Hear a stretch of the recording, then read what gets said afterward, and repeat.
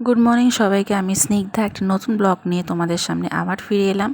তো সকালে উঠেছি প্রায় তখন 8:30 নাগাদ। তো উঠে দেখো অফিসে যাবে তোমাদের দাদা, তো টিফিনটা রেডি করে দিয়েছি। এদিকে দেখো আমার আলু পেঁয়াজটা শেষ হয়ে গেছে, আলু পেঁয়াজ আদা রসুনও শেষ হয়ে গেছে, তো সেইগুলো এনে রেখে দিয়েছে। আর ফ্রিজ দিয়ে আগে বলতে মাছ টাছগুলো বার করে রেখে দিয়েছি, বুঝতেই পারছি না কী রান্না করব। তো সবই বার করে রেখে দিয়েছি, যেটা ইচ্ছা হবে সেটা করব। তো আমি তাড়াহুড়ো করে আলুটা ভেজে নিলাম।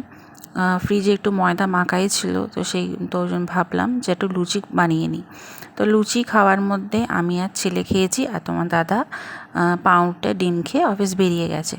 এদিকে দেখতেই পাচ্ছ পাউরুটি করেছি, আলু ভাজা আর লুচি, এটাই হচ্ছে আমাদের ব্রেকফাস্ট। তো চালটা আমি ভিজিয়ে রেখেছিলাম একটুখানি, যাতে তাড়াতাড়ি একটু হয়ে যায়। তো আমার সব কিছু রেডি করে দেখো ঘরে এসেছি, তখনও দেখি এসে ঘুমাচ্ছে, তখনও প্রায় বাজে যায় 10টা। তো উঠে ওকে ছেলেকে তুললাম, মানে আয়ানকে তুললাম, আয়ানকে তুলে ব্রাশ করালাম প্রথমে। তো ততক্ষণে গোলুও উঠে গেছে। তো দেখো তিনজনে একবারে বসে গেছি খেতে। একদিকে ছেলেকে খাওয়াচ্ছি, মানে আয়নকে খাওয়াচ্ছি, একদিকে গোলুকে খাওয়াচ্ছি, আবার নিজেও খাচ্ছি। এরকম না করলে তো চলবে না বলো। মানে তিনজনকারই খিদে পেয়ে গেছে, তো কোনটা ছেড়ে কোনটা করব। তো এই জন্য তিনজনে একসাথেই বসে গেছি। তো খাওয়া দাওয়ার পার্ট মিটে গেছে। সকালে আজকে ছেলের তো টিউশন ছিল না, যেহেতু বিকালে ছিল বলে ওকে বললাম। দু ছেলেই আর কি টিভির ঘরেই রয়েছে, ছোট ছেলে রয়েছে সোফাতে, ওকে খাইয়ে দাইয়ে দিয়েছি, আর বড় ছেলে টিভি দেখছে। তো আমি বিছনাটা একদম পরিষ্কার পরিচ্ছন্ন করে ঝেড়ে নিলাম ভালো করে। তো গতকালকে একটু বেরিয়েছিলাম, তো জামা কাপড়গুলো বাইরেই ছিল রাখা, তো গোছানো হয়নি। এসেই তো রান্না করতে বসে গেছি, একদমই সময় পাইনি। তো এখন একটু বিছানা টিছানা গুছিয়ে সময় পেয়েছি, তো ভালো করে এগুলো গুছিয়ে দিলাম। আর গোছালেই তো হবে না বলো, যেখানকার জিনিস যতক্ষণ না যেখানকার জায়গায় তুলবো ততক্ষণ যেন কীরকম একটা অস্থির করে মনটা, যে বাইরের জিনিসগুলো থাকলে একটা বাজে বাজে লাগে। তো পরিপাটি করে গুছিয়ে দেখো আমি আলমারিতে তুলে দিই। তো আলমারির অবস্থা দেখেছো কী অবস্থা আমার, এক ফোঁটা জায়গা নেই, পুরো ভর্তি হয়ে রয়েছে। মানে যত জামা কাপড় বলো, আমার ছেলে টুকিটাকি ইরেজার পেন্সিল সব আমি রেখে দিয়েছি। তো যাই হোক, এদিকে সব গোছানো গাছানো হয়ে গেছে। ড্রেসিং টেবিলে রাত্রে মানে দুধের জিনিসগুলো ড্রেসিং টেবিলেই আমাকে রাখতে হয়। তো ওই জন্য ড্রেসিং টেবিলটা প্রচণ্ড নোংরা হয় আর কি, দুধ বুধ পড়ে থাকে আর কি। তো সেইগুলো আমি একদিন দুদিন ছাড়া ছাড়াই মুছে নিই। তো ভালো করে সব কিছু মুছে মাছে দেখো যেখানকার জিনিস সেখানে রেখে দিচ্ছি। আর একটু তাড়াহুড়ো করছি, তখন প্রায় বাজতে যায় 11টা নাগাদ। রান্না বসাতে হবে, ছেলেকে চান করাতে হবে, মানে নানান কাজে ব্যস্ত আমি। তোমরা আমার ব্লগ দেখলেই বুঝতে পারো আমরা কত কাজে ব্যস্ত আমি। গুড মর্নিং সবাইকে, স্নিগ্ধাস লাইফস্টাইলে অনেক অনেক ভালোবাসা, অনেক অনেক স্বাগত জানিয়ে একটা নতুন ব্লগ নিয়ে তোমাদের সামনে আবার ফিরে এলাম। তো বাজে যায় এখন প্রায় 11টার মতন। তো ব্রেকফাস্ট করা কমপ্লিট হয়ে গেছে। এদিকে দেখো বিছনাপত্র সব ঝেড়ে নিয়েছি, নানান কাজ তোমাদের সাথে শেয়ার করেছি টুকিটাকি। তো এখন এবার রান্না করতে যাব। তো দু ছেলে আজকে ঘরেই রয়েছে, মানে আয়ান তো আজকে ঘরেই রয়েছে, আয়ান আজকে পড়তে যায়নি সকালে, ওর টিউশন বিকালে রয়েছে। তো সকালবেলা অতটা ঝামেলা নেই, তাড়াহুড়ো নেই, তো আস্তে আস্তে সব কাজ করছি। তো সকালবেলার দিকে আজকে ব্রেকফাস্টে বানিয়েছিলাম লুচি, আলু ভাজা, আর পাউরুটিও ছিল। পাউরুটি একদম মানে কপিসই ছিল, সেটা আমি খেয়ে নিয়েছি, আর ছেলে খেয়েছে লুচি আলু ভাজা, তবু ওর তো খাওয়া। আর এদিকে দেখো আমি ভাতটা বসিয়ে দিয়েছি, ভাত আমার প্রায় হয়ে এসছে, ভাতটা এবার নামাবো আমি। আর এদিকে তো সব বার করে ফ্রিজ দিয়ে রেখে দিয়েছি। এবার কি রান্না করব সেটাই আমি বুঝতে পারছি না। ভেন্ডি অল্প রয়েছে, পটল দুটো রয়েছে, এইটুকুনি কুমড়ো রয়েছে, তো কি যে রান্না করবো বুঝতে পারছি না। তো গতকাল রাত্রিরে মাংস করেছিলাম, ভাত আর মাংসর ঝোল আর কি, মানে পুরো ঝোল না, কষা। তো ওটা মাংস অল্প রয়েছে, সেটা তোমার দাদা মাংস আছে, মাছ আছে, মাংসটা নয় রাতে খেয়ে নেবো, আর মাছটা এবলা খেয়ে নেবো আমি। আর ছেলের জন্য রান্নাটা করতে হবে, ছেলের খাবারটা করা নেই, মানে আয়নে খাবার করা নেই, এই হলো ব্যাপার। তো দেখি কি রান্না করবো না করবো, বুঝতে পারছি না কি রান্না করবো।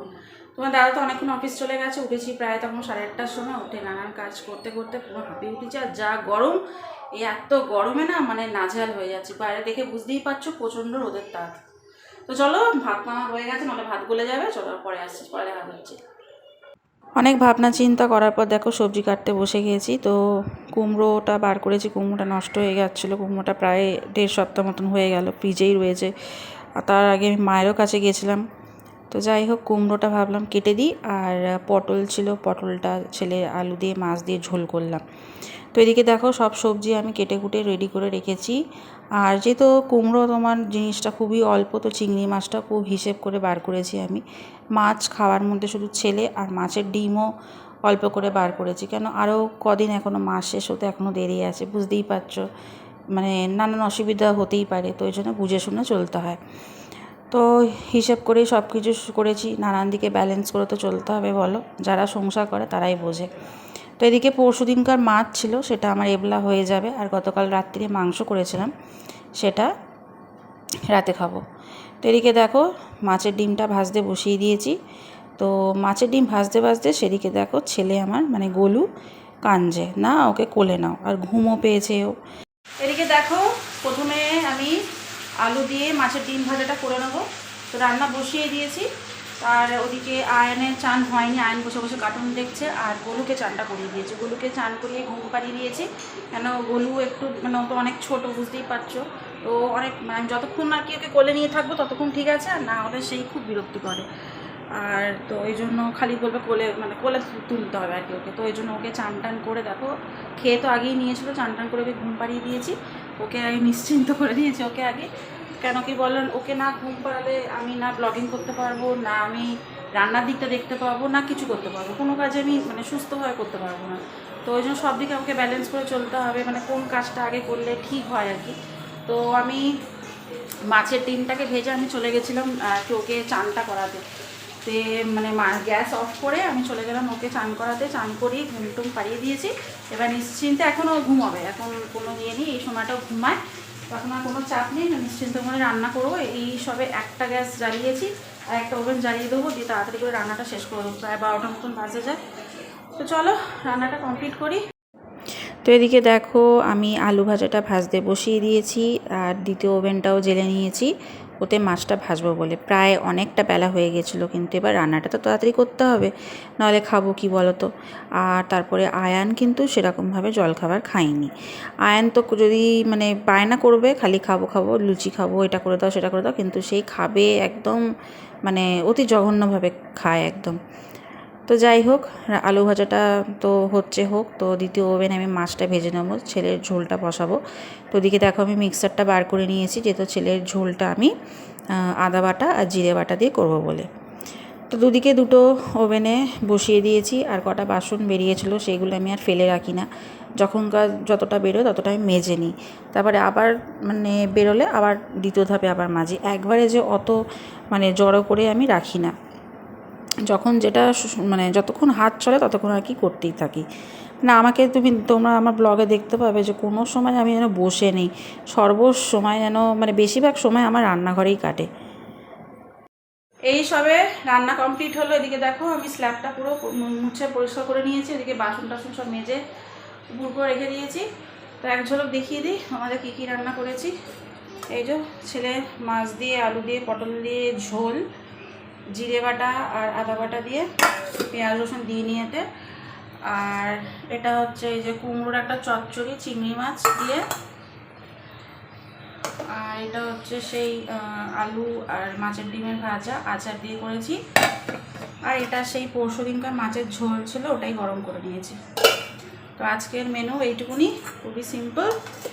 তো চলো, অবস্থা দেখো কি হাল হয়েছে, গরমের মুখ চুখ পুরো ঘেমে গেছে। তো এবার যাবো চান করতে, আয়নের চান হয়ে গেছে, গোল তো ঘুমাচ্ছে, বলতে বলতে অনেকক্ষণই চান হয়ে গেছে, চানটা সেরে নিই, প্রচণ্ড গরম লাগছে। চলো পরে আসছি আবার। শুভ দুপুর বন্ধুরা। তো এদিকে দেখো আমার চান টান একদম কমপ্লিট হয়ে গেছে। তো চান করে উঠতে না উঠতেই ছেলে ডাক পড়েছে যে খেতে দাও, খিদে পেয়েছে খুব জোরে। তো ওকে খাইয়ে দাইয়ে আমিও খেয়ে নিয়েছি। তো দুপুরবেলা দেখো আমি ছেলেকে নিয়ে পড়তে বসেছি। ছেলেকে নিয়ে পড়তে বসলে কি হবে, দেখো আমার ছোটো ছেলেও দুষ্টুমি করছে দেখো। ইভিনিং বন্ধুরা, তো বাজে এখন প্রায় 6টা মতন। তো সারাদুপুর ঘুম হয়নি, তো ছেলেকে পড়াচ্ছিলাম, ছেলেকে পড়িয়ে উঠলাম, তখন বাজে 4টে বেজে গেছে। তো শুয়েই ছিলাম, প্রচণ্ড শরীরটা খারাপ লাগছিলো, মনে হয় গ্যাস হয়ে গেছে। তো যাই হোক এখন উঠে ছেলের খিদে পেয়েছে, তো চাটা বসিয়ে দিয়েছি, এখন ওকে চা বিস্কুট খাওয়াবো। আর এদিকে দেখো আমি দুধ গরম করে রেখে দিয়েছি, ও একটু পরে পড়তে যাবে 7টার সময়। তো তো দুধ আর কর্নফ্লেক্সটা খাইয়ে পাঠাবো। তো তার আগে চা আর বিস্কুটটা খাওয়াবো ওকে। তো একবারই চাটা করে নিচ্ছি।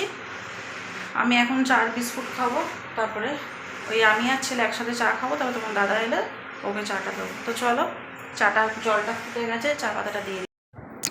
ঘরেই ছিলাম, প্রচণ্ড গরম লাগছে, খুব কষ্ট হচ্ছে। তো প্রথমে বলেছিলাম ওর বাবাকে যে তুমি দিয়ে আসো পড়তে। তো পড়তে যায় তো তোমরা জানোই বাড়ির কাছেই, তো তা ভাবলাম যে আমিই যাই, একটু বাইরে থেকে একটু ঘুরে আসি। তো ওই ছেলেকে দিয়ে এলাম পড়তে। তো বেশ একটু ঘুরে এলাম, ভালো লাগছে না, এত গরম ঘরে কি বলবো। তো যাই হোক, দেখো এদিকে আমি ঘরে এসে ছেলেকে পড়তে দিয়ে এসে অনেক জামা কাপড় জমেছিল, যেগুলো আমি দুপুরবেলা তুলে আমি রেখেই দিয়েছিলাম, আর ভাঁজ করার সময় পাইনি। প্রচণ্ড পায়ে যন্ত্রণা করছিলো আর শরীরে দিচ্ছিল না আর কি, প্রচণ্ড টায়ার্ড লাগছিলো। তো তারপরে খুব প্রচণ্ড গ্যাসও হয়ে গেছিলো আমার, মানে এত পেটে ব্যথা করছিলো কি বলবো। তো পরে সময় পেয়েছি, তো আমি ভাঁজ টাজগুলো করে নিলাম। সন্ধেবেলা তোমার দাদা বলে কিছু বানাও, তো কী আর করব, ঘরে পেঁয়াজ ছিল তো পেঁয়াজি বানালাম। পেঁয়াজি খেতে কিন্তু আমার খুব ভালো লাগে। আর একবার শুধু আমি আয়ানকে দিয়েছি, আয়ানেরও খুব ভালো লেগেছে খেতে। তো আমাকে বলেছিল যে এরপর বানাবে। তো প্রথমে ভাবলাম ডালের বড়া বানাবো, তো তারপরে ভাবলাম ছেলে যখন বলেছে তাহলে আমি পেঁয়াজিটাই বানিয়ে নিই। এদিকে দেখো, যেরকম পদ্ধতিতে তোমরা পেঁয়াজি বানাও ওই পদ্ধতিতেই আমিই বানাচ্ছি। স্পেশাল মানে আলাদা কিছু আর কি সরঞ্জাম দিইনি, যা যা লাগে তাই তাই দিয়ে বানিয়ে নিলাম। তো ভালো করে মেখে টুকে দেখো ওখানে বসিয়ে দিয়েছি ভাজতে। তো সন্ধেবেলা কিছু না খেলেও তো নয়, আমি সেই কখন ভাত খেয়েছি, তারপরে সেই 6টার সময় তখন আমি আর ছেলে চা আর বিস্কুট খেয়েছি। তখন দিয়ে বসেই শুয়ে, এত গরম লাগছে, এই যা গরম, মানে কবে যে বৃষ্টি হবে তার আশাতেই বসে রয়েছি। এত গরমে না আর কোনো কাজ করতে ইচ্ছে করে না। যেই কাজ করতে যাচ্ছি, বিশেষ করে তো রান্নাঘরের কাজ, পুরো গরমে পুরো নাইটি ফাইটি ভিজে যাচ্ছে, আরও যেন শরীর খারাপ হয়ে যাচ্ছে। তো এদিকে দেখো আমার গরম গরম পেঁয়াজি ভাজা হয়ে গেছে। তো তোমার দাদাকে মুড়ি দিয়ে আর কি পেঁয়াজি দিলাম, আমি অল্প দিয়ে খেয়েছিলাম। খেতেও ইচ্ছা করছে না, যা গরমে কি কোনো কারো খেতে ইচ্ছা করে। আর এইটুকুনি রেখে দিয়েছি, ওটা ছেলের জন্য, ছেলে এলে ওকে ভেজে দেবো। তো ছেলে তো সেই মানে পড়ে এসে তো চলে গেল সাইকেল চালাতে। তো সেইভাবে আর কি পড়ে এসে কিছু খায়নি, ও একবারে পেঁয়াজিটা ভেজেই রেখেছিলাম, ভেজে রেখে ওটাও ভাতের সাথে খেয়েছে। প্রায় তখন রাত্রি 9:30 বাজতে যায়। এদিকে দেখো আমি খাবার দাবারগুলো আগে থেকেই ফ্রিজ দিয়ে বার করে রেখে দিয়েছিলাম, শরীরে দিচ্ছিল না, সারাদিন একটার পর একটা কাজ করে যাচ্ছি, আর কি শরীরে দেয়। তো তাড়াহুড়ো করে তাড়াতাড়ি করে আগে ভাবলাম খাবারগুলো গরম করে নিই। খাবারটা গরম করা থাকলে, যখনই খাই না কেন খাবারটা গরম করা থাকলে একটা হেডেক কমে আর কি। ছেলে পড়ে এসে তার তো কোনো তর্সই সয় না, পড়ে এসেই ওর বাবাকে বলছে চলো সাইকেল চালাতে যাই। প্রায় তখন 9:30 মতন বেজে গেছে। তো যাই হোক, আমি আর কিছু বলিনি, ও যাচ্ছে যাক সাইকেল চালাতে, কী আর করবে, সেরকমভাবে বাইরে বেরোয় না এখন। তো চলো বন্ধুরা, আজকের ভিডিওটা আমি এখানেই শেষ করে দিচ্ছি। যদি আমার ব্লগ দেখতে ভালো লাগে একটা লাইক কমেন্ট শেয়ার করে দিও, চ্যানেলটাকে সাবস্ক্রাইব করে দিও। সবাইকে শুভরাত্রি, গুড নাইট।